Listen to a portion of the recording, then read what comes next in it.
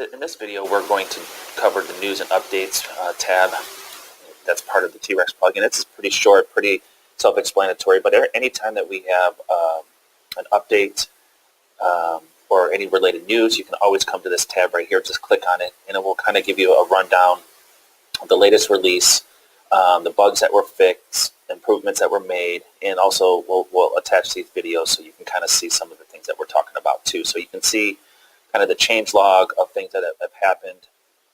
And as far as on this video, I will show you as far as new updates that come to the plugin.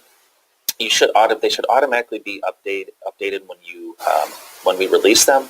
But sometimes they're not. Sometimes you have to do it manually. So if you ever see an update in here and you're not sure, you can always go to your installed plugins.